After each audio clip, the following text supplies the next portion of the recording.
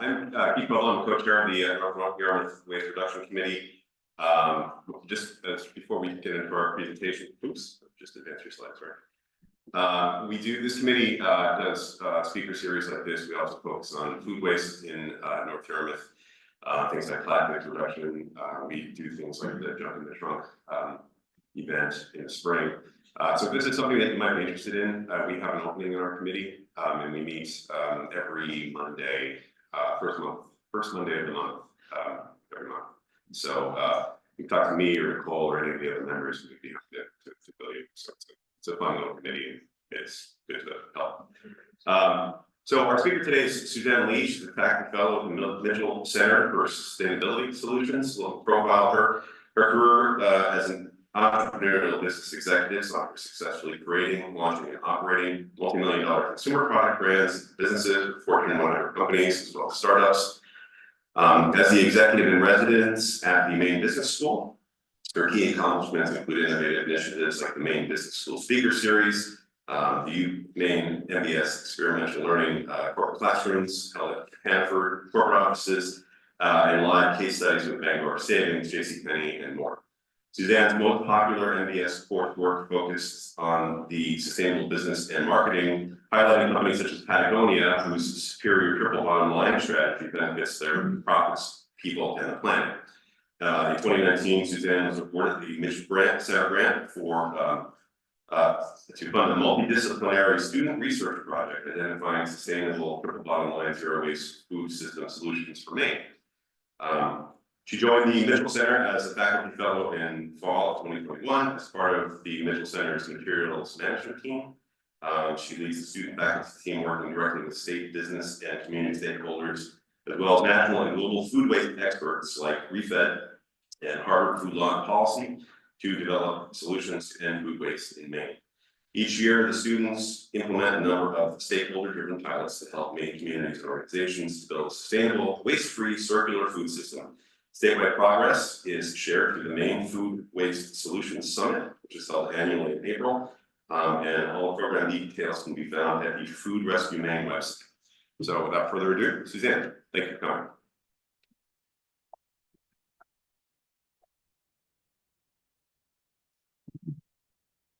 Good morning, and thank you. Actually, thank you. That was very lofty. The biggest thing that is my accomplishment is that I live in North Yarmouth. So that is that we should say. And so while I give this presentation, I've given it in many communities all over the state. I'm very excited that this is the first time I actually got to drive like 5 minutes away to come here and to meet with you this morning. But I do also want to say that it's meant to be a very informal, learning opportunity.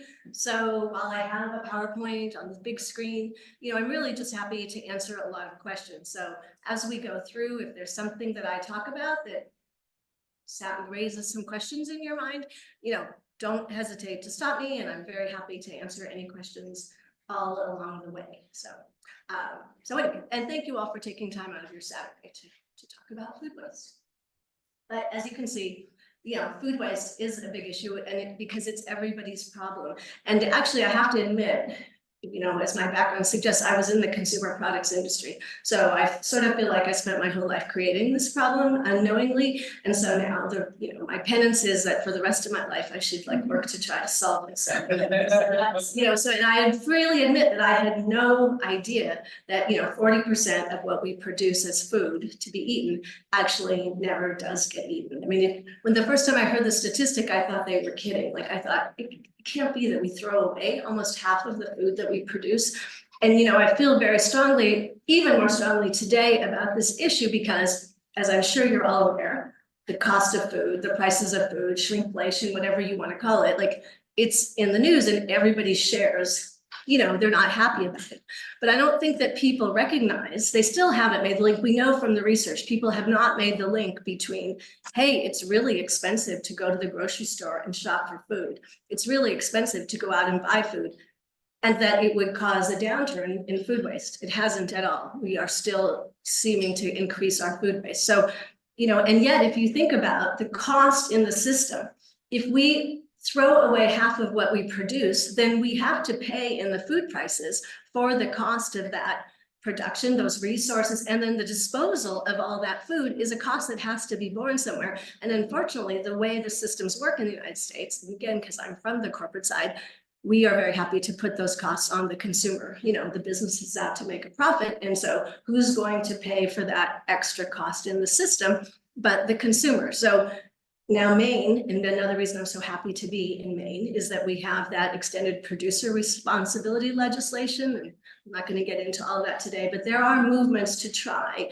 to put the costs back where they belong on the businesses. And then we will start to see a lot more improvement in some of these things. But for now, the presentation today is really just meant to sort of inform you about the problem and to sort of let you feel empowered to actually, in your homes, in your businesses, in your organizations, to do something. So are there any burning questions before we start? So anyway, this is me.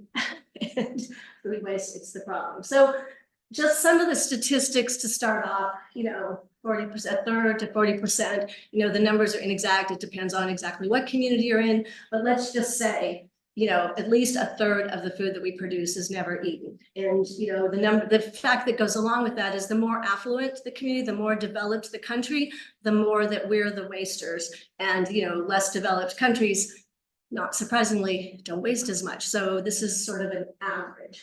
133 billion pounds of food is wasted annually in the US. Again, I mean, if you just picture that amount of waste and then you wonder why food costs so much, you know, we're throwing a lot of it away. And yet it had to be produced, you know, worth more than $160 billion. And, you know, again, at this time of like recognizing that water might be in short supply, labor certainly in short supply, energy, that the people think about the waste maybe of the cost of the food that they bought at the grocery store, but they don't think that, you know, about 20% of our freshwater supply in the United States goes to produce food that's actually never eaten.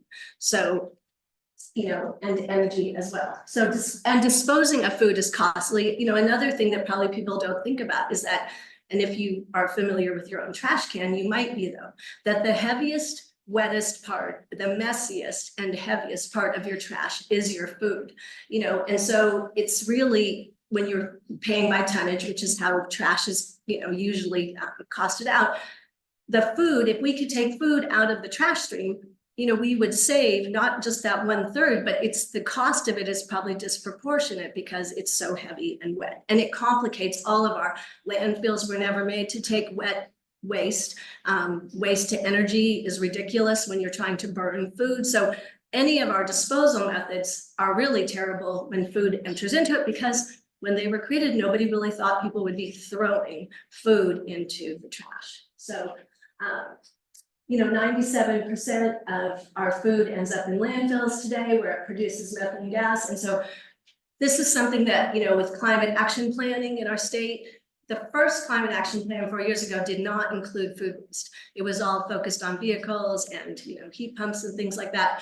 But they're going to update it, and now materials management, because it's now they're starting to understand that it's not just the food that's in the landfill producing the methane gas, but it's actually all the costs, the, you know, greenhouse gases produced by the food system. And when you add all that up, you know, kind of like we're talking about resource usage, it makes food waste a much more important part of climate mitigation strategy. So it wasn't a part of it before, but it definitely, you know, the understanding of food waste and the climate problem is much greater today. So that's something that's coming. And I don't know if those of you who are watching the news, when we talk about 97% of our wasted food ends up at the landfill, there is a food waste ban.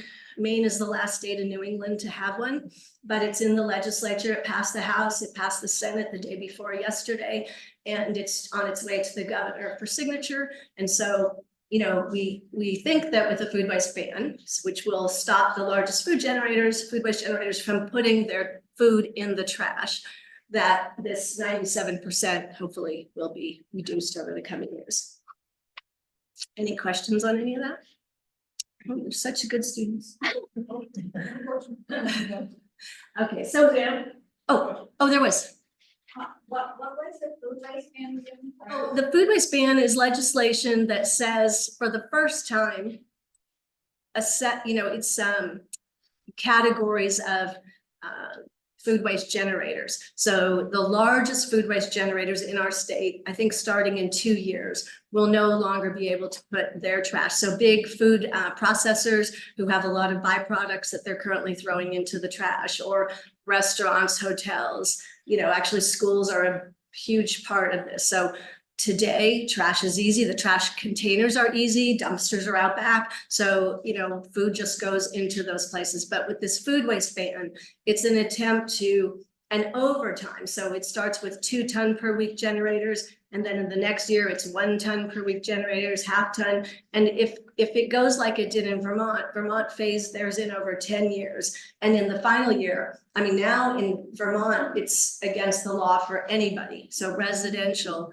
in your home trash, you are not supposed to put food into, the waste can. And, so that's kind of the general food waste ban legislation that everybody's following. Does that? Okay. Where does it tell you to put it? Oh, good question. So there are definitely better things to be done with food than putting it in the trash. And the two, best solutions are, well, the hierarchy, they call it, and somewhere here in my slides, but I'll just answer now.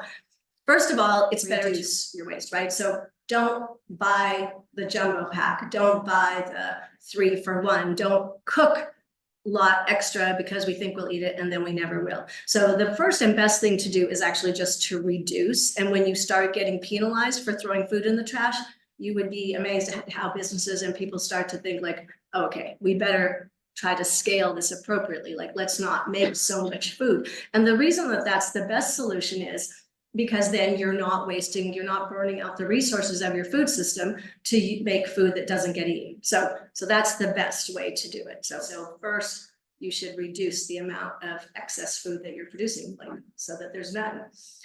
If, in your home system, in your business, in your organization, there's, unavoidable waste. Some of it is, the grinds from your coffee and things like that. So the unavoidable waste, the first and best thing is if you can somehow recover it to feed people. So, restaurants make too many pizzas, donate it to the homeless shelter. So set up a place, and we have pantries in our community. So, it would be good always to think about, or if there are congregate living facilities that you're aware of. Those are always happy to take for, cooked food, and then pantries, non-perishables.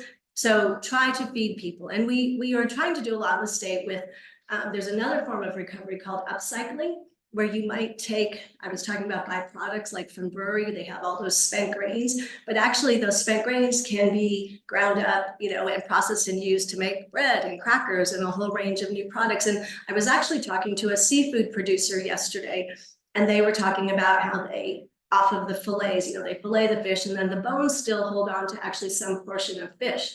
And he was saying, there's almost no waste in was very happy to hear in the seafood industry because it's such a high value, right? Even the remnants on the bones have value to the pet food industry. So they actually have processing where they extract every piece and then they actually grind up the bones, all to be used for all manner of pet food items. But I was talking to him because I read about, and I think we have some research at the university about making seafood sausages, that extracted fish could actually be used. And he was saying to me, well, if we had somebody who wanted to make fish cakes, it would actually make wonderful fish cakes. So there's a lot of economic opportunities that come from looking at this, wasted food that could be actually used to feed people.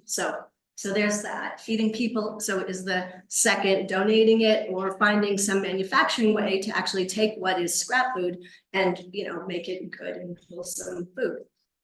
And then the next one is feeding animals. So that's another process that a lot, like I said, even for the seafood industry, they have somebody in Boston who comes up and is willing to pay them for that, what would have been a waste stream. Maine Grains is another fantastic company here in Maine that has monetized every single one of their waste streams. Everything that they used to pay somebody to cart away as waste, they have actually figured out how to make a product out of it and sell it for a useful purpose to feed people. So, and feed people, feed animals, and then if it's totally inedible, it can't be used to feed anyone, then it's used to feed the soil, because there are nutrients and energy in food that even in its state when it's inedible can still be used to feed the soil and regenerate and support our agriculture system. So So that's composting, and then there's also anaerobic digestion, I don't know, but let's just say you can make biogas out of it, so that's kind of, and then we don't want to talk about it, the, trash is like off the table, so. Does that help with that, all the things you could do? So this slide is really just meant to say here in Maine, we're unfortunately not any different. We waste at a very high level. If you went to sort through our landfills here in the state, food is the single component that you would find most often in the waste.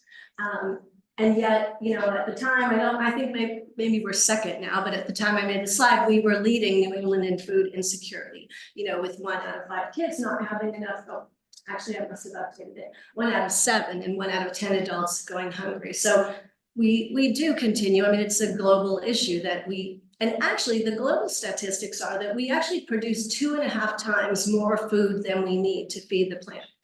And yet we know that that's not happening. So it's the food systems are really not working to get the food to where it's needed. And it's causing us to use up resources and land and everything at a rate that's really not sustainable. So anyway, so almost all of our waste ends up in landfills, and we waste a ton of state, municipality, and household money. So, I feel like I love to come out and give these talks, and especially in my own community, because I can say with great confidence that we are wasting money here, by not paying attention and handling our waste properly. So, and it's very easy to switch that. So we're also harming our environment, the climate, as I said, climate issues, water, soil, and that we're permanently this linear system of making stuff and then just wasting it and throwing it away at the end permanently removes nutrients and energy from our food system. I mean, it removes it from any system. So what we really want to try to do is to have a circular food system where you produce the food, you eat the food, whatever's left, you actually recycle so that you can use it to feed the soil and make more food. So you shouldn't really be removing those valuable parts out of the food system. Okay, so just some more facts to, dazzle me, the average US family, and again, that slide is very old. It's more like $2,000 a year is what the average family wastes in terms of food. And again, you read, people are really feeling it. I see it from the grocery store prices. It's really terrible, but it's very hard. And there's a lot of consumer research talking to people like, why do you still throw things out if it was so painful to purchase them? But it's like 2 separate compartmentalized decisions. It's where I go to the store and I buy all the stuff and it's really painful and awful. But once I bought it, I don't really, now I'm done and I'm in the mode of bringing it home, and I don't think about if I could get that food to last an extra week, then I wouldn't have to go through that painful shopping process again. It's kind of a sunk cost. I spent it, it's over, I'm not gonna worry about it, but they really should.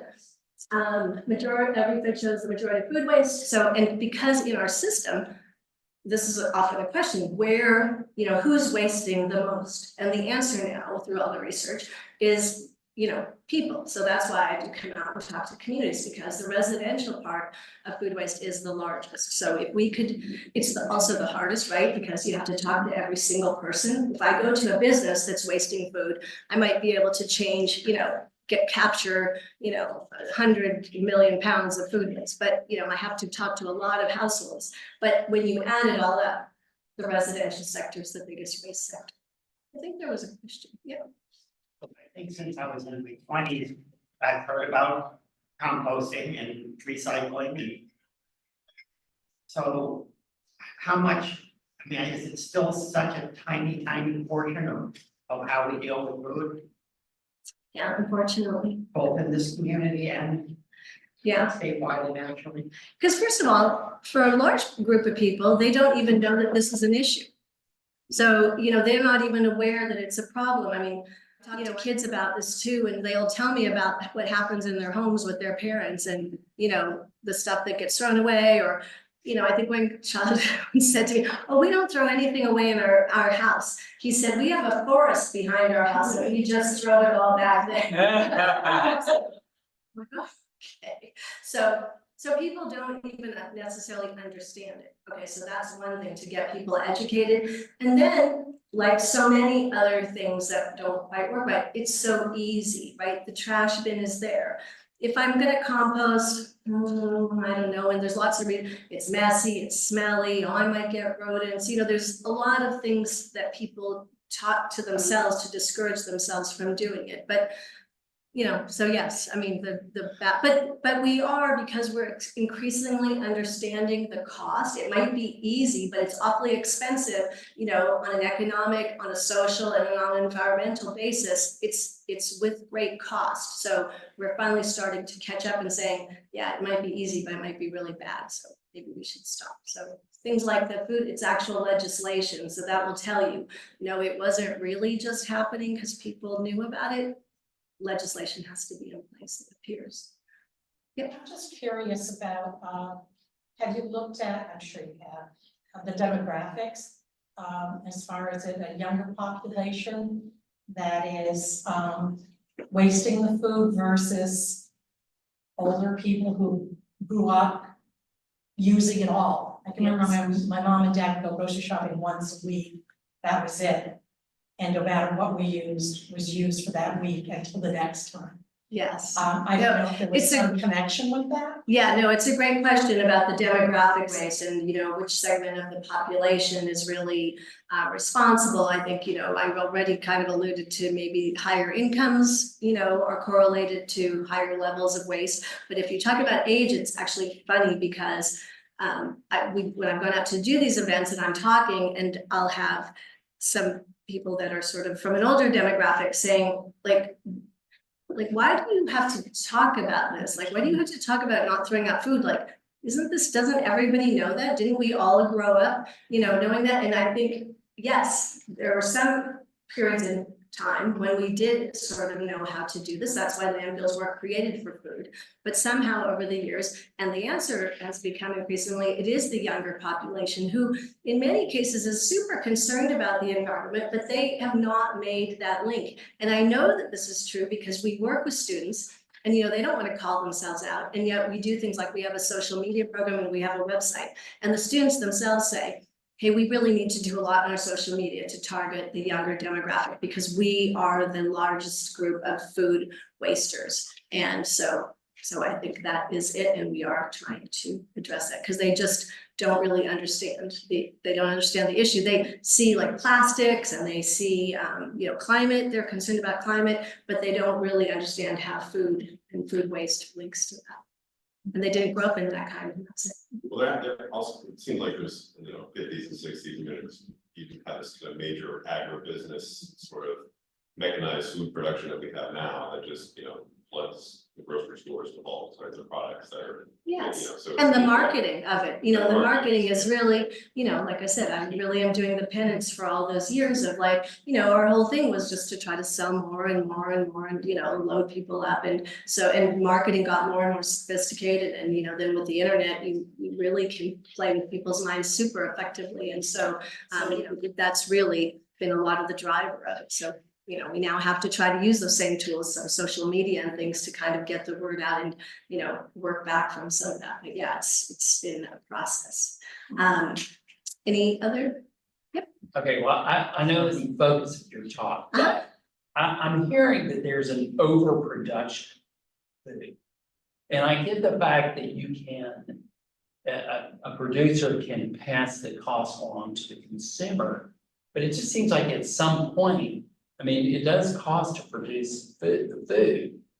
At a certain point, why wouldn't the producer scale the production to more match, the sales that it makes? Let me make sure I understand. How can such a system of overproduction continue? At some point, won't is retailers or producers start to realize they're producing too much and slow down? Well, I would think, wouldn't it save them money? I mean, like. Yes, but if you can just continue to pass it, so, and there's lots of, the politics, I'll just share information as I hear it. So even in talking with the seafood industry. So they said, I was talking actually to the charitable food system, I was talking to Wayside, and they were saying that one of their big donors is actually the Fish Seafood Association. And he said, I don't know if you're familiar with this group, but you know, their job is to sustain the price of seafood. So that, for instance, and again, I don't really know it, but this is the simplistic thing. So there's a lot of seafood that's caught, a lot of fish that's caught that day of a particular kind. Well, if that fish all came to market, then the price would go lower. The natural force would make it lower. Well, that wouldn't be good, I guess, for the fishermen, but it might be because then they might not catch so much the next time. But they don't, they catch what they catch. And then this group comes in and buys it all, like whatever they have to buy in order to make sure that that price is still where it needs to be. So then they can donate all that fish, so that fish goes into the charitable food system. But, you know, there are mechanisms in the food system that don't allow those natural forces of, okay, I've made way too many cookies and I can't really sell them. Well, you know, if somebody one is buying to maintain a price point, then for sure, like you don't have any incentive for not bringing as much back, because no matter how much of a thing you produce, you're always going to get paid for it.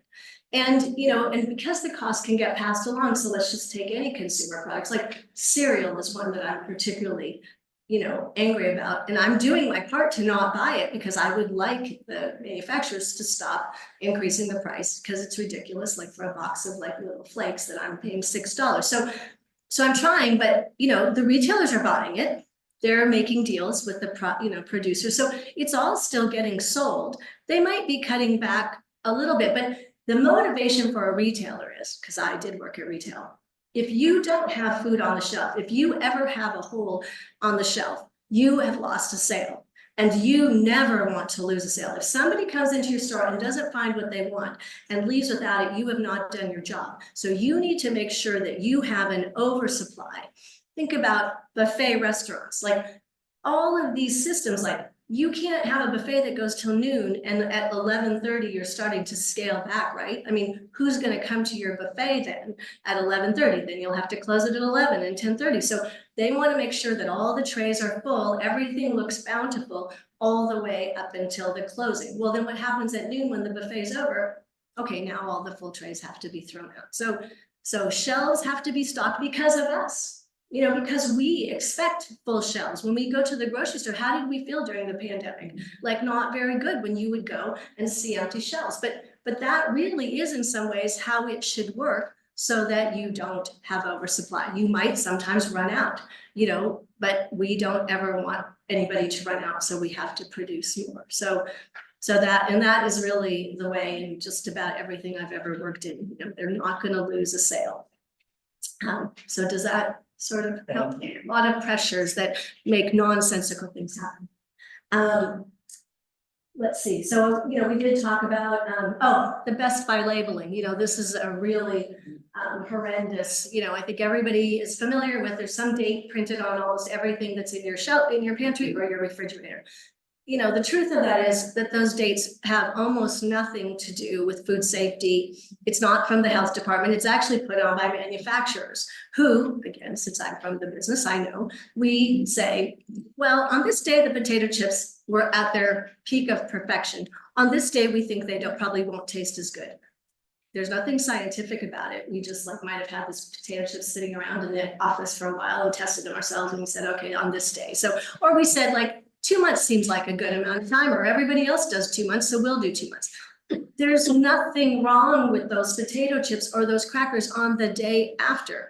And so, but yet consumers, again, it's quick and easy. I'm gonna clean out my cupboard, I'm gonna clean out my refrigerator, and what's the easiest thing? Just look at those dates.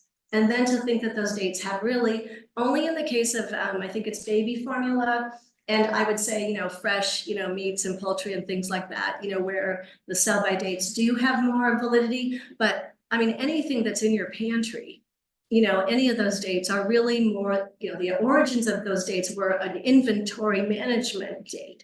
And it was then somehow interpreted by consumers where, oh, what's the secret coding that's going on? These, you know, we need to know what that is. And we now have, and manufacturers are happy because that's another thing that gets people to toss out stuff. They don't need to, they could have still eaten it, but the forces sort of compel you to throw it away. And the really sad thing is that's trickled down to the charitable food system, because we don't want people who are getting their food from the charitable food system to feel that they're less than, like, oh, it's not good enough food for us past date, but like you can't eat it past date. So in the charitable food system, they in many cases don't want to take that food either. So, not in every case, but there's, increasing stigma around that. So anyway, so that's a lot of food waste facts. So this is sort of just meant to sort of show you that circular system that I was talking about and like where the food loss is coming from.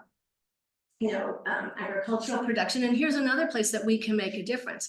When you go to the grocery store and you look at a pile of zucchini or you look at a pile of apples or something, and some of them might have a little bit of a bump, or some of them might be like oddly shaped, or, well, when you don't buy that, and I know some people who are involved in this work who specifically go to the store and buy all the oddest, misshapen, ugly things out there because they want to communicate to that retailer that we are fine taking this, because the reality is, because we have these perfect standards for fruit and vegetables, there are truckloads of cantaloupes, truckloads of zucchini, truckloads of things that don't meet the standards that, according to what the retailer believes the consumer expects, that get turned away. And again, those end up, in the best case, they end up at Good Shepherd or one of the food pantries. In the worst case, that trucker has got to go pick up another load, and they do not have time and they don't have the money to like go and try to figure out where to put it. So they'll just go to the quickest landfill that will let them tip that, truck into the landfill. So again, we can make a difference there. And what's so funny, right? Who goes to the farmer's market? And what's the joy of the farmer's market? To see the different colors, to see the variation in a, zucchini or whatever it is. And, we like that, and we actually might pay more for it, but in the grocery store, everything needs to be the same size, same color, all lined up perfectly. So, that is a problem. I remember watching the show about this subject of food waste. It was a celery production where the celery would grow and they'd be all different sizes. Actually would take them and cut the pieces off just so it would fit in the bag. You know what I mean? So they're all the same pieces of, stalks of celery, and all that extra stuff just kind of like stay on the ground. Yes, and I was having a conversation about broccoli. And broccoli that's frozen, and it's always frozen as florets, right? So what happens to the stock? So I was talking to a processor and they were saying, we never anticipated. I mean, they're doing a project actually in conjunction with the food banks, and they're like, we're so happy to get all this great broccoli, into the food pantries. But in doing this program, they discovered that what do you do with all those stocks? Who wants all those stocks? They said, again, kind of like, Jesus, does anybody want to make, fish cakes here in the state? Does anybody, could somebody come up with a good use for broccoli stalks? Because I know somewhere that you can get a whole bunch of almost nothing, So that's, that's the kind of thing. Yeah,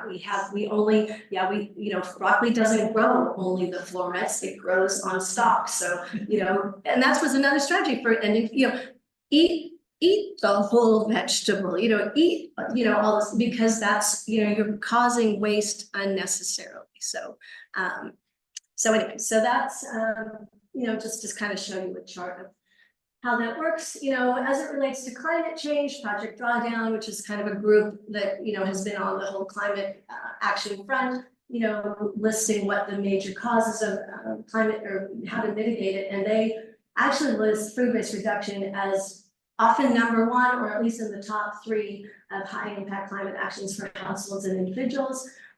Food waste is the 3rd largest. Yeah, if food waste were a country, it would be the 3rd largest producer of greenhouse gases after the US and China. So, food waste does add up. Like I said, a lot of, our food waste goes to landfills, and that's where it produces this methane. Food systems, and that's why I was saying this expanded look, not just the waste piece of it, but if you look at the food system and all that transport and all the things that have to be done, it's, a 1/3 of global greenhouse gas emissions come from food. So to be more gentle, to be more in, sync with our use of food would really benefit us, because this overproduction is really causing a problem. The food waste industry generates greenhouse gases for the 32.6 million cars and more than in the airline industry. So this is, if climate change is a concern to you, then food waste should really be a concern to you as well.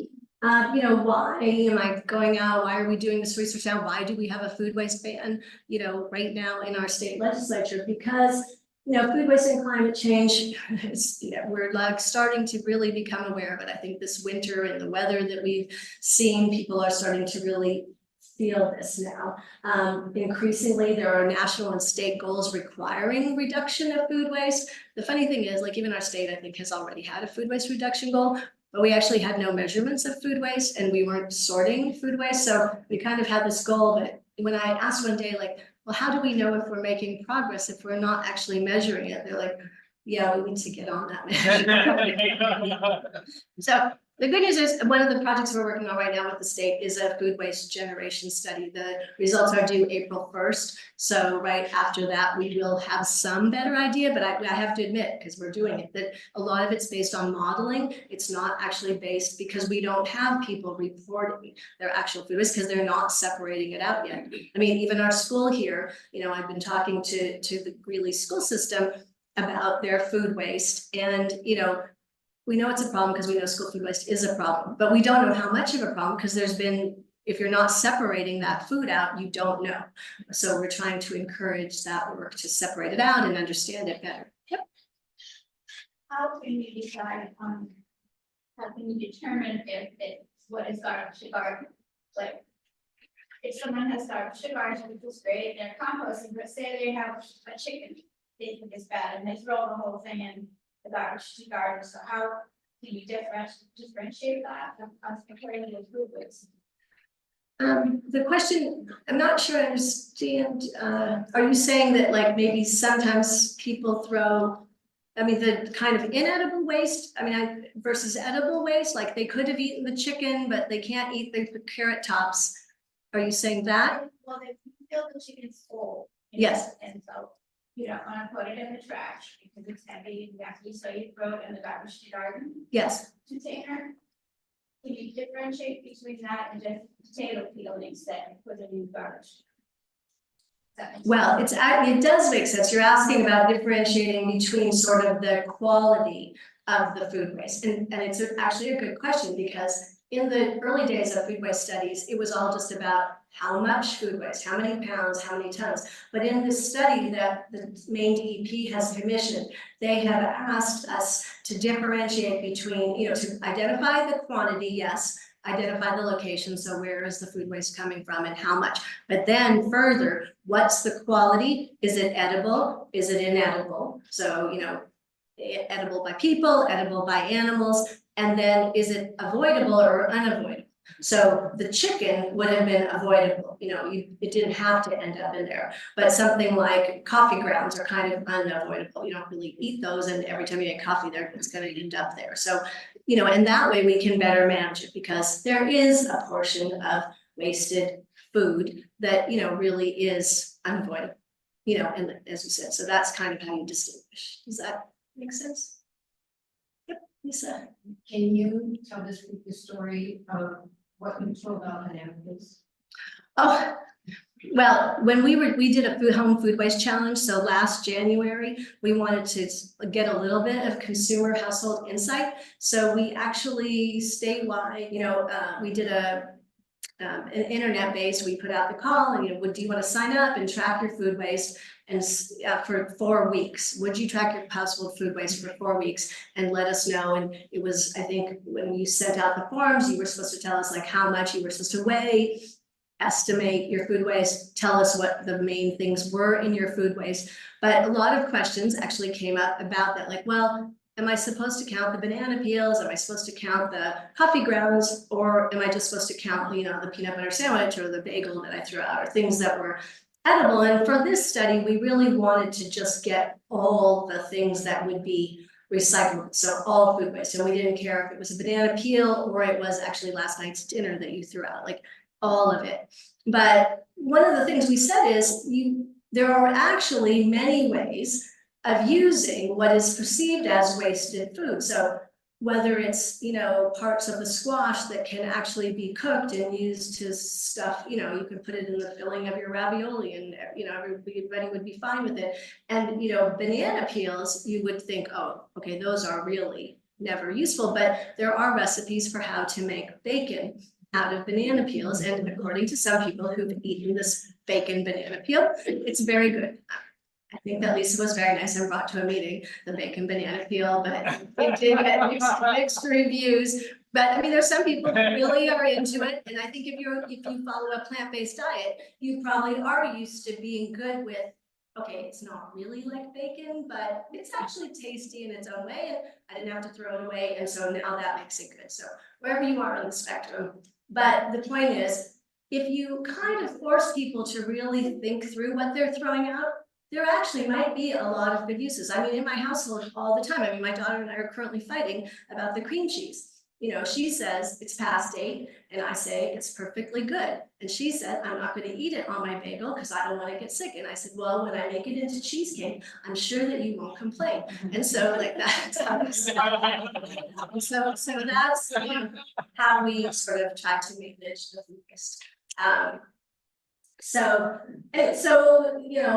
Goals, we have these goals, and there are solutions now. There are so many things that people can do. And, I put over there, I didn't make copies because we are all about sustainability. So I was thinking of making copies. I'm like, no, people can use their phone and just take a picture. But I have some handouts that have all sorts of food waste tips. The New York Times, had a really great article about all these things that you could do to reuse your dairy and reuse your meat. And I was talking with Wayside, and they have a trained chef who does their meal preparation for these meals that they send out to the community.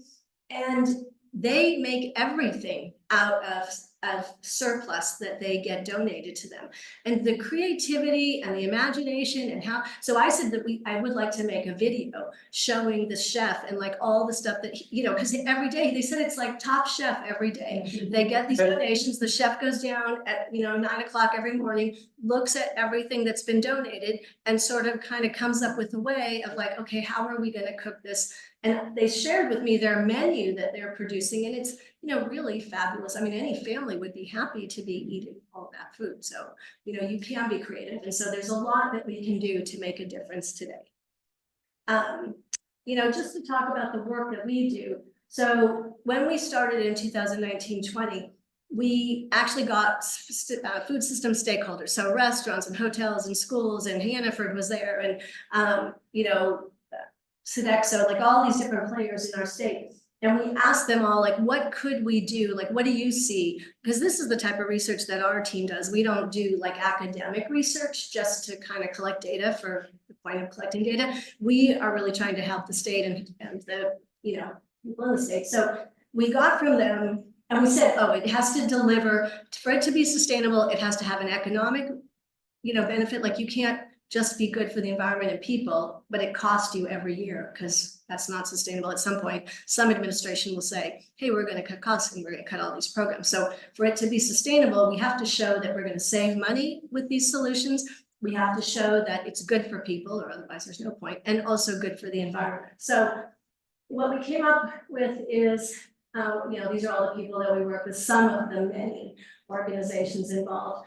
And we also had to follow the hierarchy. So all of our solutions first needed to prioritize reduction, and then feeding people, feeding animals, and then, like I said, composting. And so this is what we call our big six. These are the things that, and this could be applied to your household kitchen. It can be applied to a commercial kitchen, or sort of statewide.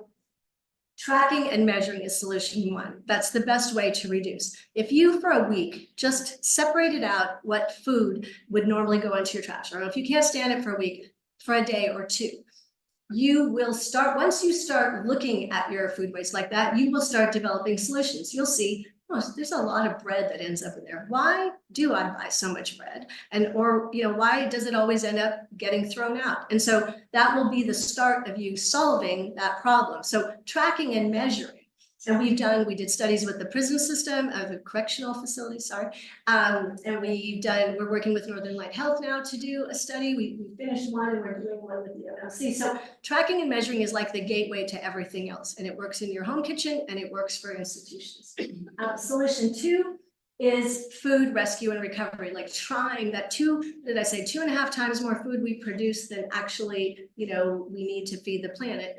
So in Maine has that same outsized thing. So we're trying to figure out how can we recover more effectively that food and get it to feed people. So the goal of that one simply is just connecting where food is available with where food is needed.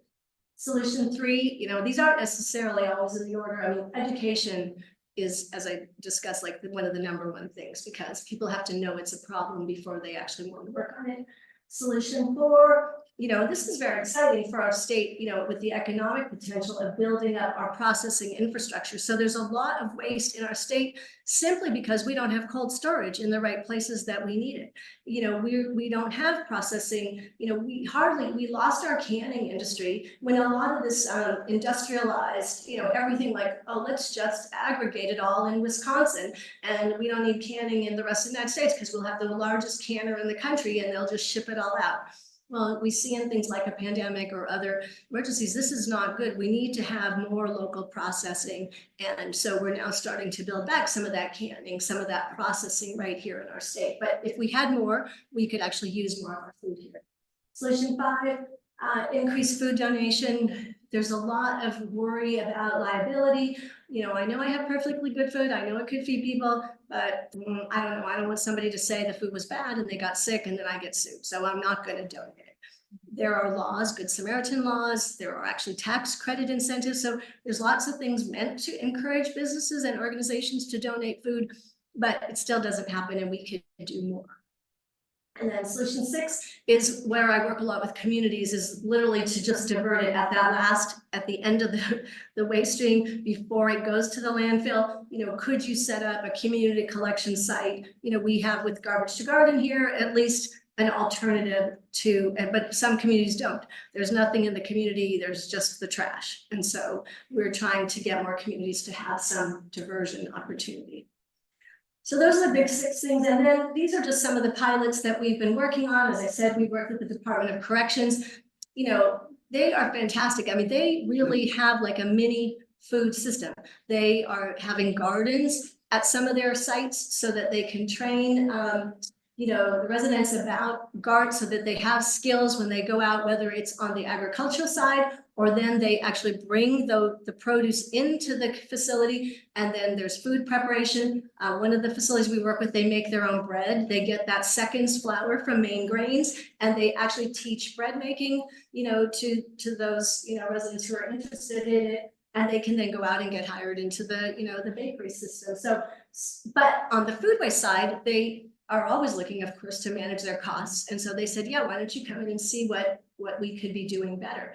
And we did actually find, some ways, because again, through tracking, I mean, one of their things was they didn't have an opportunity to reuse. Imagine in your home kitchen, if you had a new menu every day and you couldn't actually ever use your leftovers because you had to have this planned out menu.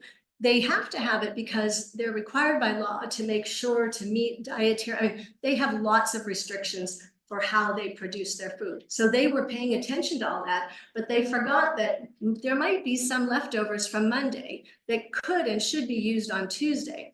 But if they were focused on making Tuesday's menu. So they just talked to their nutritionist after the study and they said, okay, in our menu planning that you do, you need to build in each day some opportunity, a soup, a casserole, or something where the kitchen can actually have an opportunity to reuse. And that was a tremendous amount of food saving. So those kinds of things are really effective, and we are grateful that they let us work with them. Northern Light Health, the same thing. Hospitals are interesting because they have a cafeteria that often serves the public. They have, of course, the patient rooms that they have to, and then they have their own staff that they have to feed during the day while they're working. So there was a lot of opportunity for savings and a lot of opportunity to sort of improve. And so we're continuing to work with them.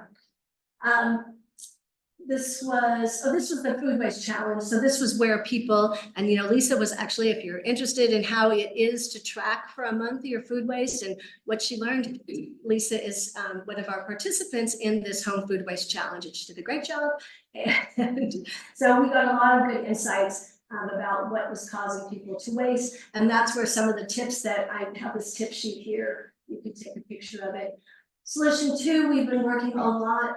This is a really interesting area of opportunity because we have a lot of great organizations in the state working to get food to people who need it. But what we have not done yet is to really document what they're doing and then try to share that in other parts of the state. So particularly in southern Maine, we have a lot of that going on, but in some of the other areas, they don't have, the people or resources. So we're looking through our pilot work to expand that right now.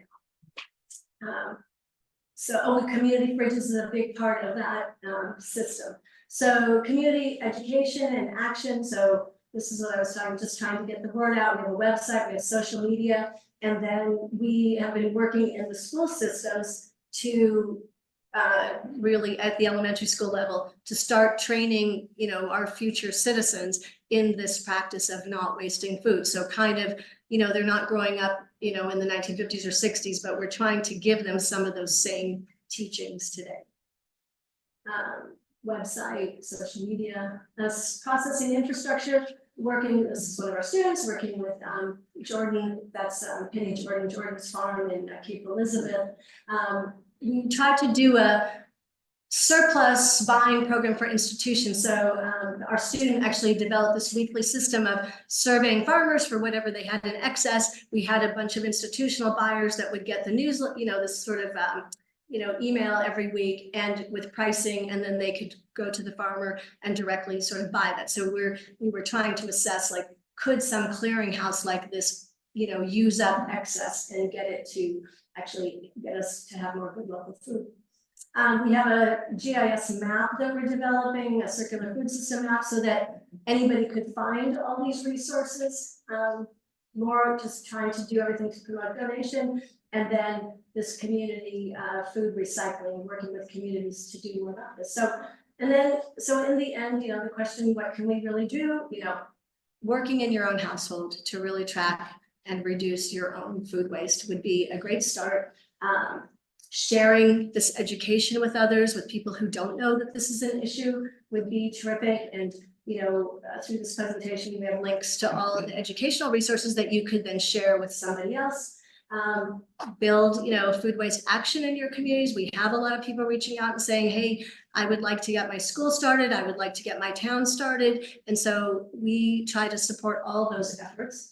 And then, integrating food waste and climate action policy. Our team is now there's a new climate council task force just on materials management and looking at food waste. And I think we have until June to put in some new language into that climate action. So we are trying to integrate food waste effectively. So Question. Yep. Related to composting versus like garbage, which I know uses water and electricity, but like the orange peels and the carrot peels and things like that, is it worse for the environment to grind it up and put it in the water system? Or is it? Yes, it's preferable. Put it in the trash. Oh, sorry. The question is about, preferred disposal of food waste, looking at garbage disposals versus, the composting or versus the trash. And, the garbage disposal, definitely composting. Part of that, the thinking is how to keep the energy and nutrients of that food, and orange peels, perfectly good, energy and nutrient source. So how to keep that in the food system. So if it goes into the garbage disposal, it's definitely, you're taking it out and it's going into some place that it can't be utilized. And it does cause problems, because this issue comes up with dairy a lot, because the schools do take that milk and, in many cases they pour it down the drain, but it's not really ideal because it does end up potentially introducing bacteria and things into your water system. So you really want to keep those systems separate. You know, it's a convenience, it's, you know, I guess better than the trash. I mean, we don't have it on the hierarchy as an official thing, because I think, you know, not everybody has a garbage disposal, so, you know, I guess I would think it might be better than trash, but marginally, you know, it would be better to try to compost or, you know, have, you know, AgriCycle or somebody pick it up and digest it into biogas, so. First of all, the garbage to garden effort, Mhm. was started by a graduate, a kid from North Carolina, Yes, which I think is neat. The second of all, it's a little bit about the anaerobic stuff going on. Like up in Exeter, yes, sure, so anaerobic digestion, a question about, you know, when, yes, garbage to garden started, well, what's Tyler, anyway, Tyler. Yes, from Northern Terrific, and, you know, we're very proud of them because, you know, they are doing a service throughout the state now, and they've grown so much, and actually even collecting, you know, doing compost pickups outside of the state, so we're happy to see how well they've done. Anaerobic digestion is another form of recycling food scraps into something that's usable, into biogas. So we actually, with AgriCycle is the, or Agra Energy is the company, I guess, up in Exeter. They have built the third largest anaerobic digester in the United States. So here in the state of Maine, we have this very big engine for using up food scraps. The advantage why a lot of businesses use this anaerobic digestion versus composting is because there's a level of, like, if there's some packaging residuals, it's a little bit more forgiving. I think sometimes composting doesn't always want to have meat, you know, and bones, and they have some restrictions depending. Although now that I work with composters, I know that you can really, it's a matter of how hot you can get your compost pile. You can really, but let's just say sometimes there are restrictions. With anaerobic digestion, they can really take every form of food because their process is really going to break it down into gas ultimately. And so, you know, it will work. And what happens, I guess, is because they're a dairy farm, it's Stonyvale is the dairy up there, and they have this tremendous amount of manure. It's a very sensible step for them to make use of that manure, and then they could also combine it with food scraps to make this biogas, and they, you know, have contracts to sell it to the state, and that's how that business works. They have really, there's a couple of other locations that have tried to do anaerobic digestion, but probably because they're just so big and they service all the Hannafords in the state. So they have routes already going through our whole state for picking up food scraps at every Hannaford and every Walmart. So therefore, their cost of pickup is gonna be really the best because their trucks are already on the road, they already have people on the road. So to add one more stop for them is really quite, you know, efficient. So I'm not really I can't tell you exactly the process of breaking it down. I've actually been out there. I mean, it's big, huge, looks like a yurt, actually like a gigantic yurt, and the food scraps get, you know, piped in, and the manure, and somehow, you know, it's an anaerobic process that I guess, you know, then yields this gas, you know, comes out of that yurt, you know, this biogas that can be then sold. So that's the other reason of like recycling. If you think about it economically, right? Someday this food has to be, you know, utilized somehow. If you can have an end product like compost that you can sell or biogas that you can sell, then the service provider can probably charge a better rate for that service because they're in the end selling the end product. If it's just going to a landfill, so this is the argument that I make to communities, you know, why are you landfilling your trash? It's a dead end, first of all. It's like nothing good is going to happen with that food. Potential leachate could threaten your water supply, so it's bad. It's also the tipping fees. It's like paying rent for the rest of your life for your trash. If you recycle, they can make compost, which they can then sell. So you should be able to, especially when you're a municipality, and if you combine all of your food-based sources, you could have a lot of food waste. So therefore, that service provider to come and pick it up from you can probably, you know, you can try to work out a very good rate, better than the tipping fee for going to the landfill. So that's why, you know, And where we do work with communities who look at the economics of it, we've been able to make some headway, but the waste contracts are multi-year, you know, different town administrators don't really wanna take the time to really look at it. It's like, we got this contract, they come and pick up the dumpsters, like, that's, you know, that's what we do or something. So, but it can be really a benefit. So, so that's anaerobic digestion. I hope that helps. Yep. How's the biogas meeting? The biogas, well, good question, and I think the question is, how is that biogas used? I know they have contracts with the state. I think that, you know, it's, in some cases, that's the issue, both for compost as an end product or biogas as an end product. I know that to really make this a super viable thing, or to make it even more attractive for everyone to dispose of or put their food waste into those systems, the more money that they can make from the compost, the more money they can make from the biogas. But in many cases, the use of biogas is limited. So it's not like you can put biogas into every car or into every, you know, propane tank. You know, we can't use it that broadly. But in countries where they actually have developed systems to use that biogas to power things, like they've done it specifically. So whatever they used to have this, you know, propane-based thing, well, now they rethought that equipment and made it work off of biogas. So now there's a really great place and a use for this end product out of food waste, which then means that more food waste gets utilized, you know, in that system. So I can't tell you other than I know the contracts are with the state, and the state has some uses, but it would be an issue to develop more and more uses for this biogas that would make it then a really, you know, effective sort of circular process too. Yep. So the states that have the requirements to separate your trash, particular food out, how do they enforce that at a household level, you know, that has trash disposal?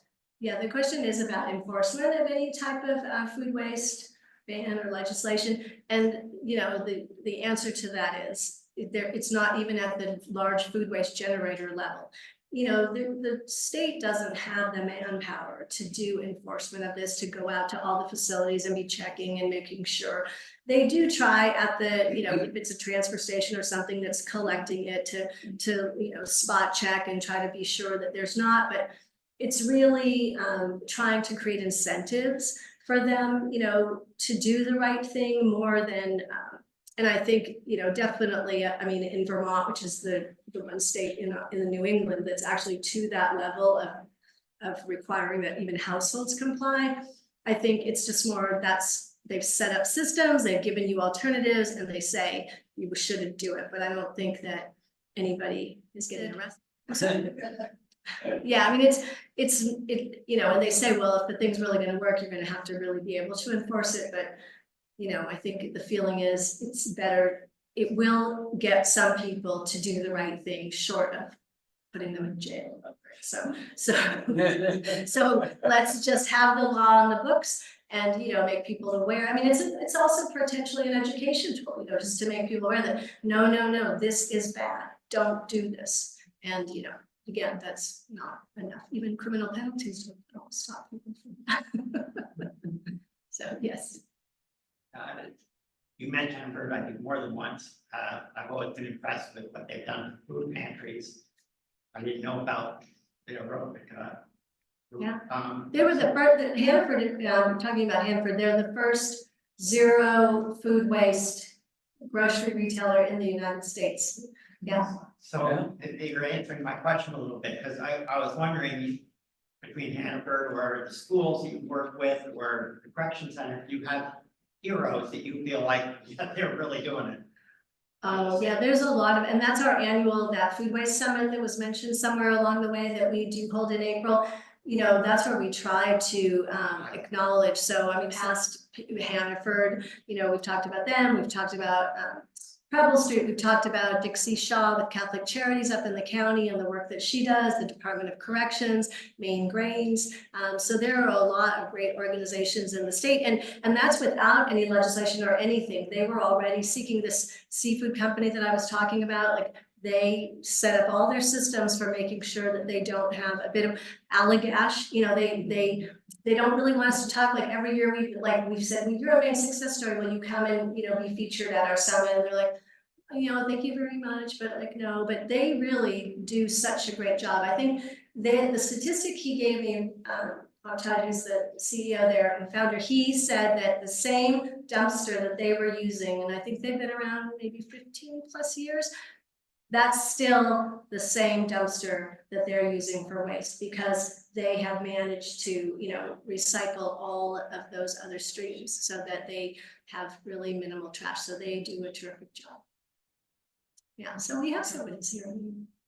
There's a comment and then a question for you. So Suzanne came and spoke at our committee a couple months ago, and I think that it was really eye-opening for me, because thinking that compost was the end all be all of what you should do. So just some of the takeaways that I got, like you said about feeding pets, you know, feeding animals. So one of the things we started doing in our house is like when we cut the chicken, you know, and just take all that chicken scraps that used to go into compost, and we actually put them up and give them to the dogs, and they love that. So I didn't even think about doing that, but it's one of those things.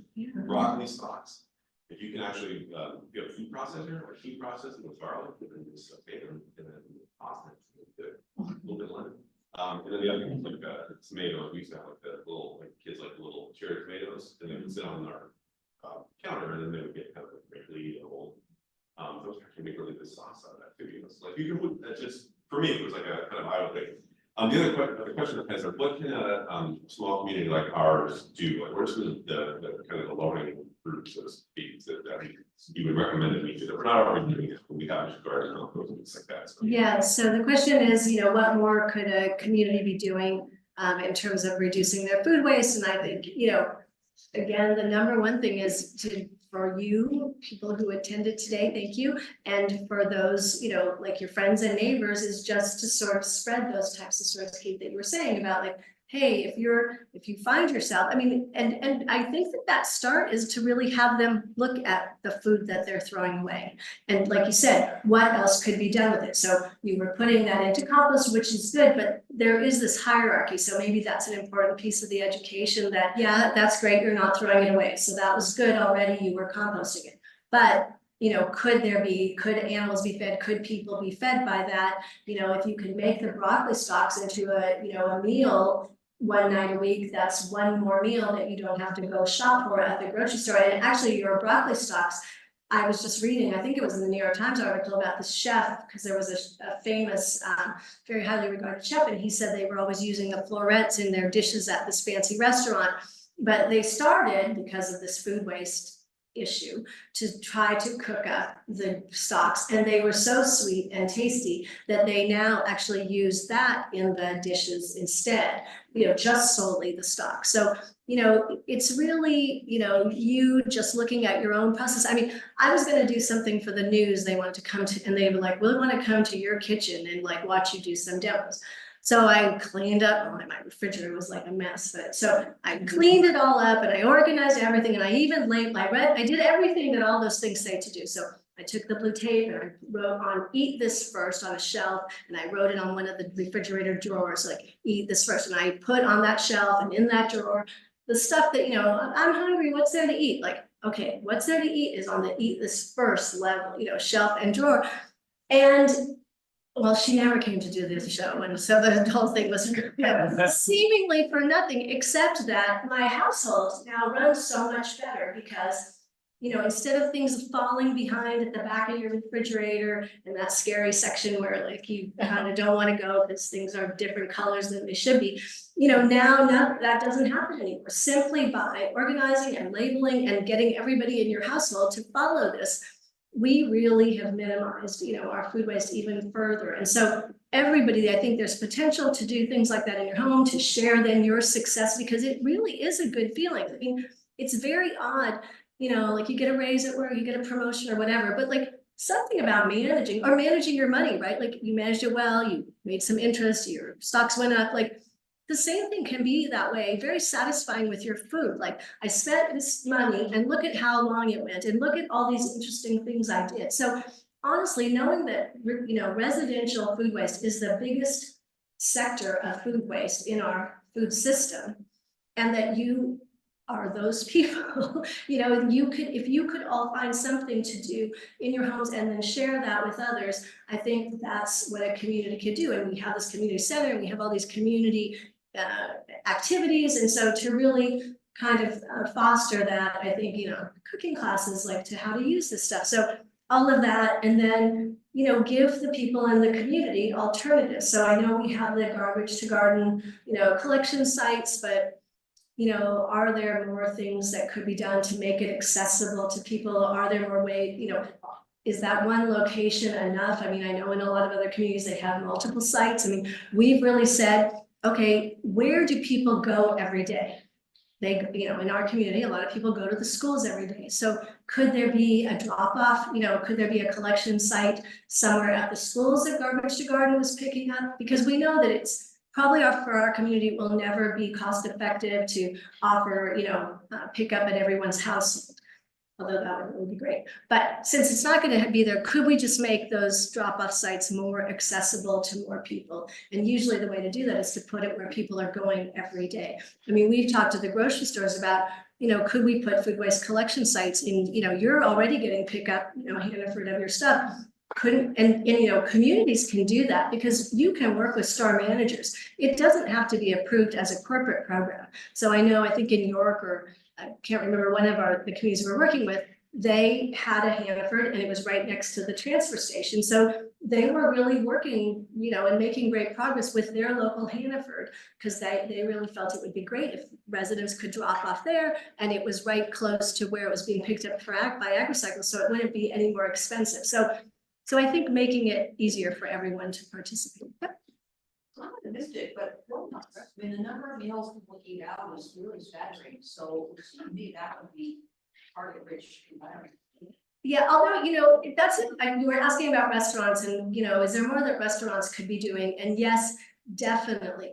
But I was just talking, I've talked to so many people, there's somebody just the other day about restaurants, and the person said to me, you know, if a restaurant isn't minimizing their food waste already, if they're not doing this, they're probably not going to be in business. You know, that you see the waste, but you're probably not going to see them, you know, lasting. Now, that's the edible food waste. I mean, I guess, you know, if you're a lobster shack or something, you know, you're going to get a lot of lobster shells, and you know, but in those cases, they can monetize those shells. You know, it does sort of bother me, actually. One of my favorite places to go, and it makes me cringe when I go there, because they have a single bin for all the trash. And I think, you know, if they just collect the seafood parts separately, they could sell those to those composters that make that surf and turf and actually get some money for that. And I think the kind of people who go there, it's not that hard. You know, shells, like a bucket that says like shells. So people are, you know, restaurants are kind of leery, but